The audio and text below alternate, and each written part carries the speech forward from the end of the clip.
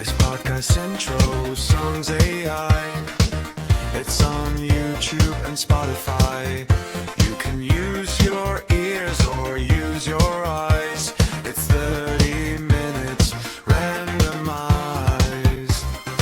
Welcome back to another episode of 30 Minutes Randomized. I'm your host, Steve Wimmer, and I'm super excited because today I have with me an awesome person, someone who I didn't get to meet at a conference because she stood me up, but then all of our subsequent interactions have been the best. It's Jess Thompson, the founder and CEO of Clinical Research Pro.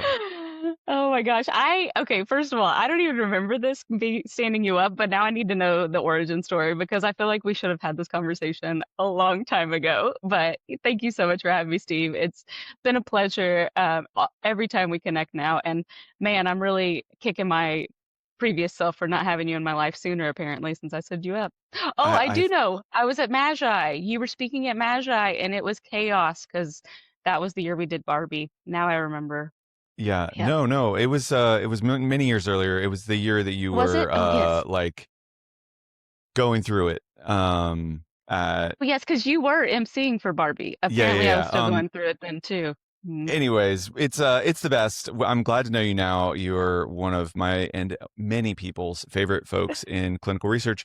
Can Oh, you just orient folks who are listening and maybe don't know who you are to kind of what Clinical Research Pro is so they can understand where your answers are coming from a sure. perspective? Yeah, absolutely. So, a little background. I've been in the industry for 17 years, so I've kind of seen it from all the angles. So sometimes my answers will be like from my experience at site, CRO, sponsors, labs, as a patient. So it really kind of depends. But Clinical Research Pro, we're a training organization, community driven, meaning that clinical research professionals are coming in and training other clinical research professionals on the day to day, how to do your job. All the ins and outs of clinical research, really, my only requirement is that you be passionate about what you present on, because I feel like if you're not passionate, you can't train people on that education topic. So that's really what we do. We do training and education and speak at conferences and those kind of things. Bring people together, awesome people. Awesome. I hadn't heard you express it that way before, but that's like my rule for people who are speaking in public in general. Like if you Hmm. care, like we'll follow you. But if you seem like you don't care, it's pretty hard for me to get amped about like whatever regulatory nonsense at a conference. Oh, right, right. Because um, you can tell the people that are like, I'm just here because I have to be here, versus the people that are like, this is what I love to do. Yeah. Yeah, 100%. All right. For those of you who are new to the show, the way this works, I've got questions on a randomizer wheel. I'm going to click through them. Jess is going to answer them, and we'll have a conversation that is dictated by interactive response technology. So we are going to share the screen, click the wheel, and get right to it. Here we go. Oh, I didn't have it minimized, so someone saw an ad for something. First question. Okay. Who would make a better study coordinator, all other things being equal? An improv comedian, a bartender, or a hostage negotiator? Oh, I would say an improv comedian. Oh, That's what I'm gonna go with. Out of all those, I'm gonna go with improv comedian, because they can think on their feet very quickly. And I feel like in research, we also have to be able to do that. We have to be able to pivot. We have to be able to think about what our patient needs next. And the hostage one still makes me giggle a little bit, but I'm gonna say the improv comedian because also sometimes, especially if you're a study coordinator, you get like verbally attacked by like your CRA, the mm, patients, anybody involved, the PI, if you have a PI that's kind of not a kind PI. So a comedian would be able to have that like roll off their back a lot better than most of the others as well. right on. Yeah, I mean, comedy is just tragedy plus time, so That's they can research, make I it think. work. Yeah, amen. Yeah, I screened for a study on Wednesday, and everyone there was super, super pleasant. But that idea of someone being able to kind of take what's incoming, not let it stick to them, and be human the whole time.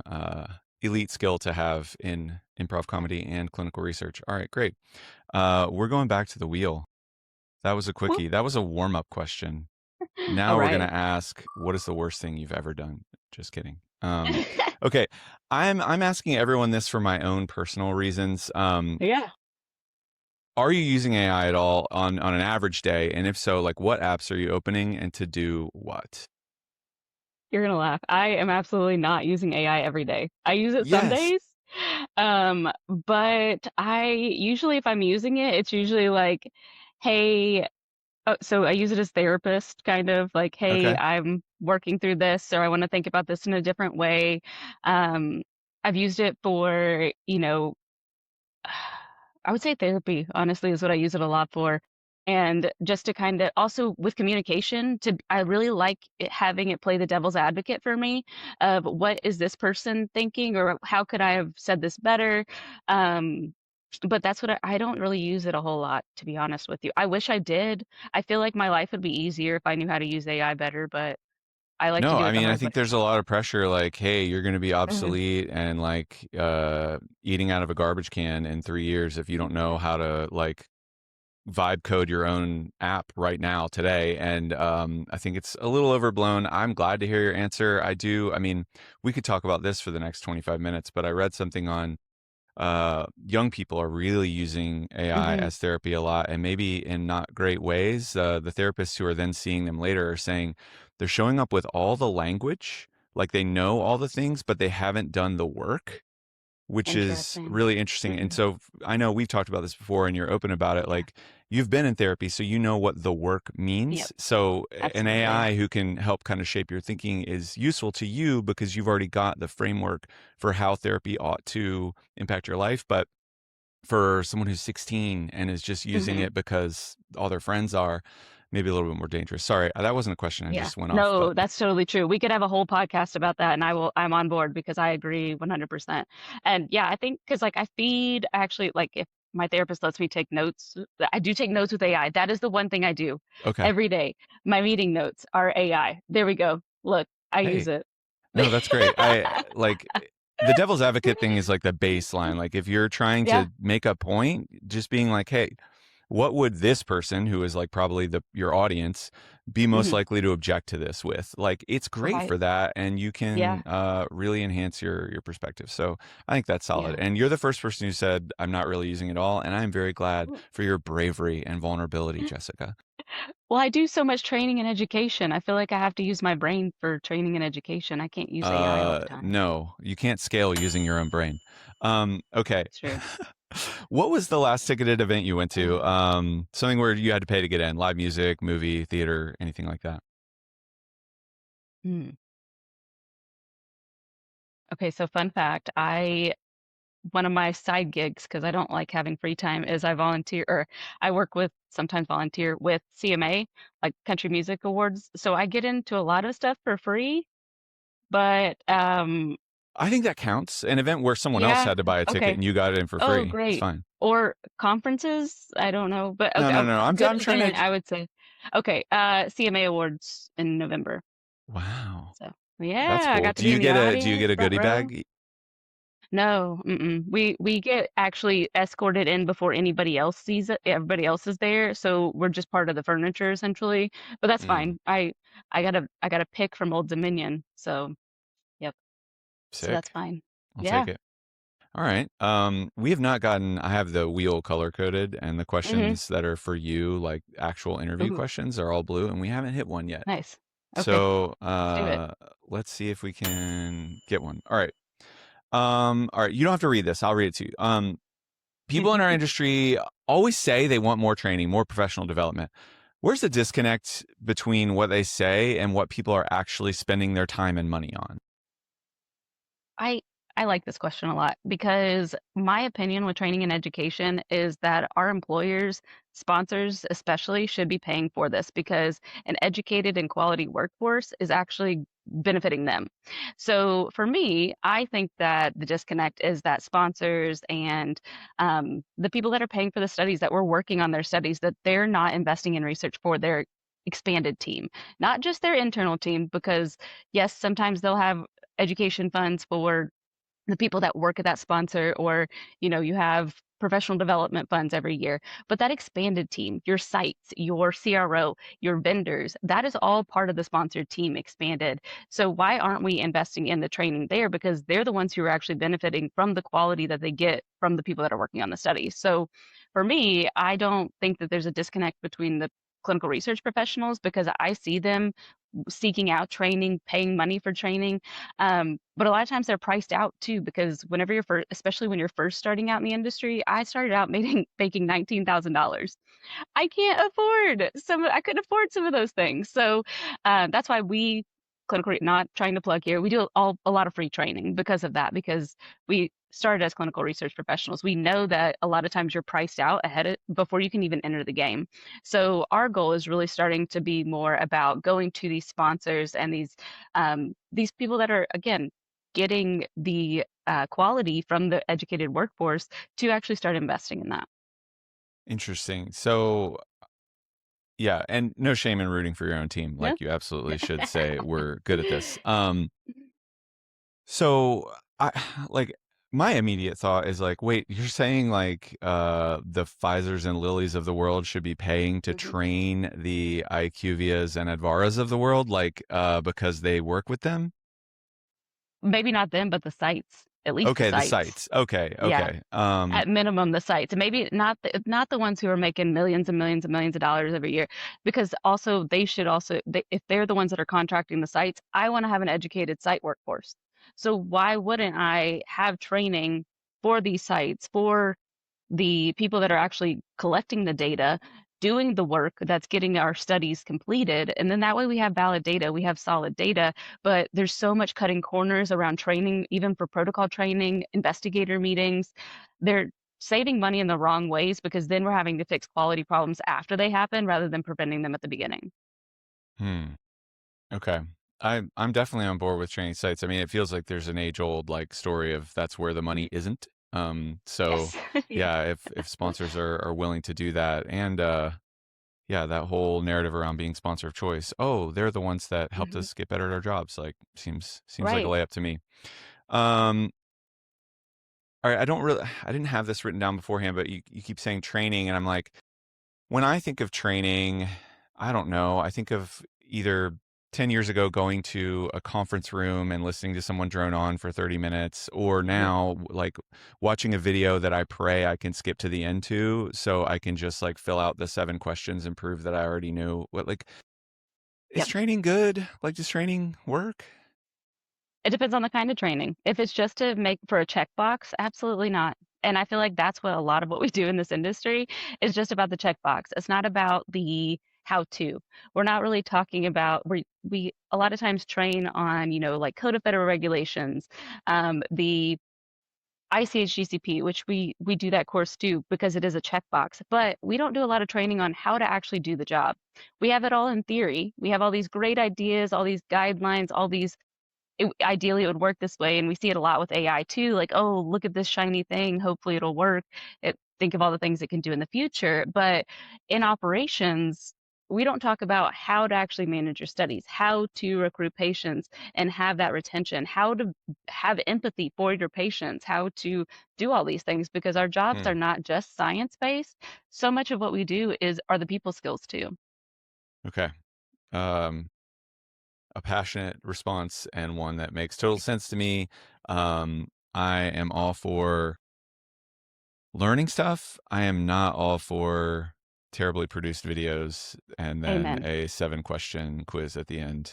I'm with you. Yeah, that's why we do like costumes and stuff too, like at conferences. And it's so typically if we haven't met, I love to do costumes at conferences and like themes, because anything that'll help hit that, make that training land better with your audience and make it memorable. Again, not just reading off of slides, having conversations. So I mentioned earlier, we did Barbie, we did project management and Barbie Land, and it was just such a fun event, but it was also educational because we were able to compare it to our real life. Where if you're talking in theory and you're talking in methodology or, just Code of Federal Regulations, GCP, you're not telling people how to actually do the work. You're talking about a theory here. What's the best possible way? Looking even at our protocols, this is ideal patient, ideal world that we don't have. It's like we're not using human subjects and they're the most unreliable thing in this world, right? So actually understanding how to do the work, not just kind of quoting what that theory is or what that methodology would be, but making it associate with your audience and making it fun. Mitch and I were at ACRP this year, and people were like, "Why aren't you guys in costume?" And I'm like, "Oh my gosh, that's hilarious that people now are like." At first, but the first time we did it, I thought for sure I was going to get kicked out of this industry and blacklisted. But now people are like, "Why aren't you in costume? Why are we doing this not dressed up?" Yeah, I think you can take a swing on being ridiculous as long as the foundation of professional excellence is underneath. Hmm. And I think that I mean I've experienced that to a degree, just wearing stupid Hawaiian shirts for 10 Hmm. years. Um, but the costumes, I think, when you're at a conference, like we all know how these go, and Hmm. just showing up in I remember the like Ricky Bobby racing uniforms. If that person walks out at the start of a session, it's mentally going on a different shelf for me Yep. automatically, and it allows you to process and retrieve the information differently because you're thinking about it differently. So yeah, I love Hmm. it. Hooray for training that works and makes people better at their jobs. Because we want to feel better at our jobs. Yeah. So let's And who actually do it. Right, and that is actually enjoyable, not just like you said, having to suffer through and be like, "Oh my God, is this over yet?" Which people probably do that still with us, but at least we're in costume. There you go. All right. We are halfway through the wheel and halfway through our time. This is perfect. All right. Um, what would you say to a leader who publicly supports conversations about mental health? They're nodding along, but privately they think resilience just means being tougher. Oof, oof. What a Are you great saying oof question. because this exists or doesn't Oh, exist? it absolutely exists, Okay. but it also like blows my mind that it exists because I if I'm being a smart ass like I usually am, I would say congratulations. Congratulations that you have never had to experience this before and that you have not had to deal with what the depths of depression and the uncertainty of anxiety and the constant fear of panic attacks or the destabilizing nature of having PTSD. Congratulations. But that's not everybody's reality. That is an honor that you have not had to go through anything traumatic in your life. And if you haven't had to go through anything traumatic in your life, please count your blessings and say a prayer to God that you've not had to do that. But not everybody's that lucky. And everybody doesn't process things the same way either. So they could have gone through something tragic, but they may not have processed it in the same way either. And you can't expect that from every single person. Everybody is different. Everybody, it's just like if you have diabetes or you have um, these other issues, right? So, okay, I don't have diabetes. My blood process or my body processes sugar the way it should. My mom has type 1 diabetes. I don't expect her to be able to not have food for 18 hours because that's what I do because I am distracted and forget to eat. She has to. That is the same thing. Mental health is the exact same thing. Hmm. So you can't expect anybody to react the same way that you would because everybody's windows of tolerance are totally different. And if they, I would rather be overly cautious with my teams and prevent somebody from hurting themselves than to be underly cautious and then have to think, what could I have done different? And I Hmm. think that that's what I would tell people. Okay. Um, what about the executive who like hears wellness, mental health, and in their mind they're just subbing in lower standards? Oof.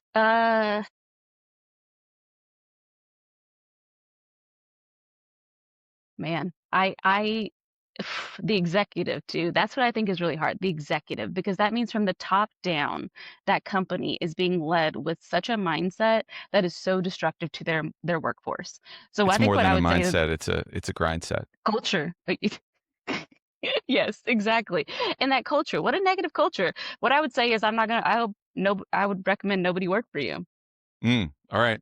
Yeah, I don't. Like, Yeah. if I can't change your mind, if you feel that way, again, congratulations that you've not had to go through shit, but people do. And if you Yeah. don't want to have empathy, the lack of empathy is the definition of a psychopath. So Okay. Well, I'll let the cards fall.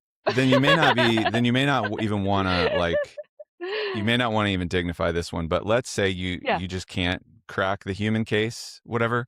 mhm. Can you make the business case Of course, yeah. for Like this? the cost, of course. If you look at there's tons of research done on mental health and mental well-being, but also within the medical community too. So I think it also has to do with what role people are in, because some people are like, if you're in a clinic, if you're at a hospital, that's a different kind of. You're also putting safety at risk in some of those situations because of Mm, all of the attacks on our healthcare workers. So I feel like there's just so many factors that go into that, but there are so many statistics that talk about, stress and people, how that causes chronic disease and the amount of work that's missed because of chronic diseases and the amount like even mental health and how many days people are missing because of mental health issues. So you could always make the business case, but for me, I always make the human case. And a lot of times I don't want to, or no, the good thing about owning my business is that between Mitch and I, that we really value the human case, and we don't want to work with people who don't have those same values. So I'm lucky in that, and I know others are not, but I would just choose to not work with that person, and if tell people not to work with them either, because yeah, if you're only going to make it about business and not about the people, screw you. Like kind of my there it thought. is. Okay. I might not clip that one, but I might. You don't have to. It's fine. All right. Thanks for that. I tend to agree. I think like Mm-mm. the longer you treat wellness as suck it up is your policy, it becomes a risk management issue, honestly. Absolutely. All right. Ooh. Easy one. What is your most professionally damaging food opinion? I love pineapple on pizza. Okay. I feel like that's very divisive, but by saying that, I do think you get a wall of people like behind you who are like, Yeah, absolutely. So, yeah, I guess net damage may be bad because there's no one who feels neutrally, like people are either for or yeah, against. So yeah, right. you did just split the room. I did. Um, I did. And I'll I stand hard. That's a hill I will die on. Yeah, no, I mean, I don't know. Sweet and savory is like a Oh, winning combination across mm, cultures. yeah. It's hard for me to argue. I typically go with the pineapple bacon instead of ham. Um, Yeah. Oh no, I get like a pizza or like a all the meat and then pineapple and wow. banana All right. peppers. Yeah. And protein crust. That's what I call stuffed crust pizza. Protein crust. Oh my gosh. All right. Cool. And you said you don't have type 2 diabetes? No, not yet. All right, cool, cool, cool, cool, cool. Um, all right, we got it. All right. Mm, We've talked this whole time and you've yeah. given us a little bit. How did you get from, I was working at Vanderbilt, right? Nope. And I- Yeah, I can walk through it all yeah. the weird, the chaos, the ups and downs and the all Okay, that. Okay, great. so I started in clinical research. I'll just kind of brief history. Yeah. Started in clinical research right out of college. I visited Tufts University and fell in love with clinical research in college. I actually changed my major. I didn't know that clinical research was a thing, and so I fangirl over Ken Getz, Okay. and I met him at DIA last year, and it was so nice that my idol was very kind. I was concerned. I waited years. Always a I needed relief. to years that before I actually met him in person because I was concerned. But wonderful person. Started there in a lab processing poop samples. Moved into a coordinator role once that grant ended, in labor and delivery. So I did all kinds of cool, crazy stuff as a like a labor and delivery, NICU, OBGYN, all that fun stuff for a few years. Managed the IRBs and the regulatory for all of that as well, while also still doing lab stuff. Moved to University of Louisville, worked on regulatory there, became more of an expert in regulatory, I guess I would say, because that's all I did there. Moved to Vanderbilt after that and was in like a research navigator role, helping navigate the research landscape at academic medical centers, and then moved into more of a multi-center study manager role. From there, I moved to CRO world. I moved to Icon and Icon/PRA and IQVIA. Worked there for a little while until the pandemic hit. And my background's all infectious disease and vaccines. So I was like, "Hey, this is my time to shine. I can help." So I applied for Pfizer and at Pfizer, and I got on at Pfizer and worked there for a few years on the mRNA program. I was working crazy hours for years, and I was managing 3 light speed studies and like 100. It was nuts. The numbers were crazy. Couldn't get more resources. I ended up having a mental breakdown. I checked myself into a mental health institute, and really started working on my mental health because I was having panic attacks all the time. I couldn't because my number was the one that they called if there was a like a stopping event or anything like that. So I was always on. Mm, Um, I was I literally would have to like have somebody cover for me when I went to take a shower, or I would go to the bathroom or something like that, or just take a walk. I had to have my phone on me at all times, and that just got to me. So I actually wanted to leave the industry after that. I did a partial hospitalization program, and that really just helped me like bring everything back down to a baseline. Um, at that point, I wanted to leave the industry, and my therapist was like, "Look, you've been in the industry for 13 years at this time, so I feel like there's probably a reason you're still here. What is it?" And I was like, "I love training and education. I love mentoring, but I just don't think I can manage a study right now." And so she was like, "Okay, well, how about you just focus on that?" And so I ended up being laid off at Pfizer. In 2023, and that's the same time I started Clinical Research Pro. But back then, it was Association of Clinical Research Project Managers, and I started it as just a project management association in clinical research because everything that we do is project management, but we don't have project management training, and that was such a weird thing for me. Where I'm like, okay, if everything we do is a project, why aren't we treating them like a project? Because I did project management training when I was at University of Louisville, and I've used it, and I was training all my friends and coworkers in project management over the years. And so I decided, you know what, I love this. I love teaching this. I love mentoring about this. This is what I want to do. Uh, about a year and a half in, so this is 2023, 2024, I did a call for call for trainers because I was like, okay, we're doing webinars, we're doing that kind of thing. A lot of what we're doing is free education, but I don't want it to be just about me. I want to bring other people in. We got 269 clinical research professionals submit saying that they wanted to train other clinical research professionals. And I was like, oh my gosh, wow. what do I do?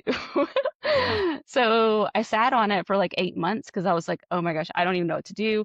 I was still like, during all this time, I'm still working on my mental health and all of that, doing some contract stuff on the side, but really still focusing a lot on my mental health and making sure that I was building from a spot of being of healing rather than still that broken spot that I was in previously.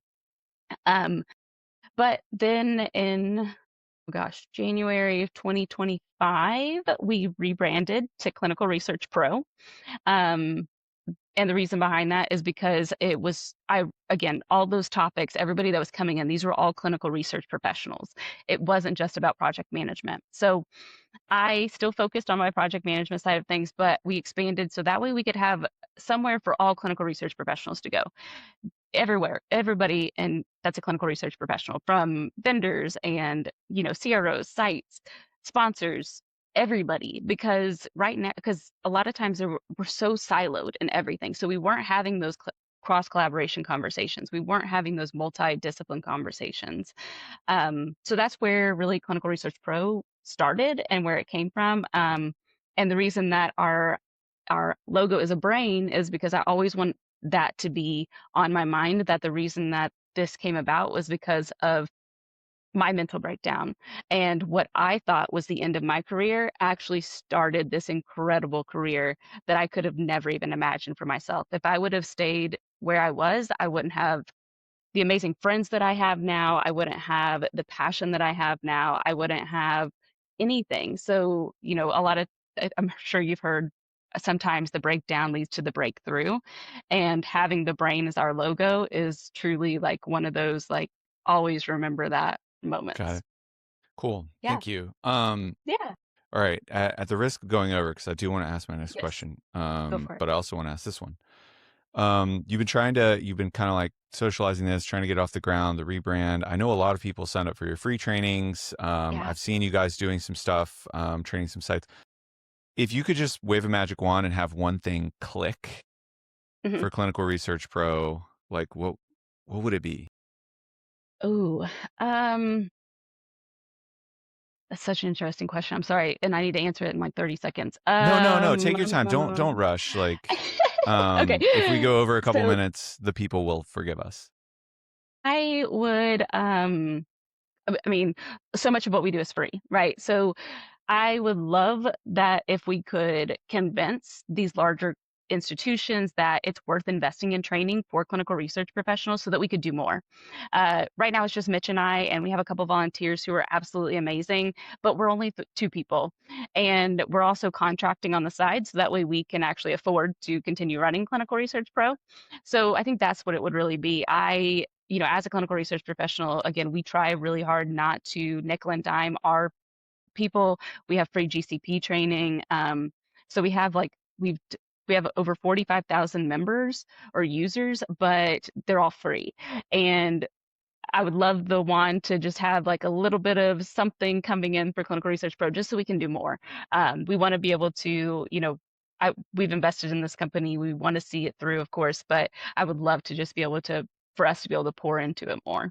Awesome. Well, if you're in L&D listening to this, or if you know someone who is, have them reach out to Jess because she's a real one Yeah, and she cares. All right, last absolutely. one. You mentioned project management, and I know that's kind of Yes. like what I think of you most. Mhm. I know you've expanded beyond that, but what's a project management mistake that you see repeated across, whether it's a site or CRO or sponsor vendor in the industry, that just keeps happening? Communication and it being that us versus them mentality.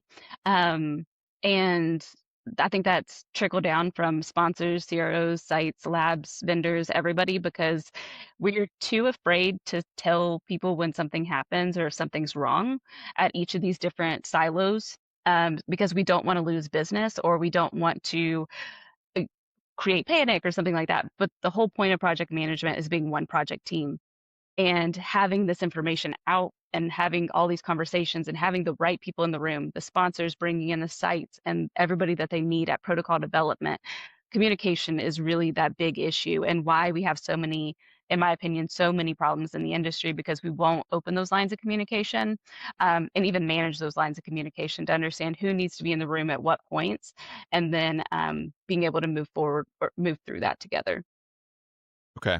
Um, I was going to ask, can you give an example of something that gets labeled as a communication problem that actually is a project management problem? But it sounds like you're saying communication as a category should fit Mhm. within project management.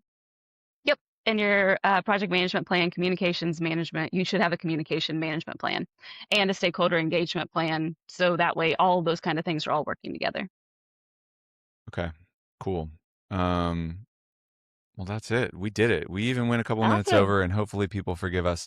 Oh, yeah. I certainly forgive us because it was worth it, and I enjoyed the conversation so much. Awesome. Thank you so much, Steve. This has been wonderful. Absolutely. See you soon. Bye. 30 Bye. minutes randomized. Thanks for listening to 30 Minutes Randomized. If you enjoyed the show, please feel free to like, subscribe, review, or share it with a friend. Until next time, I'm your host, Steve Wimmer, reminding you to stay random.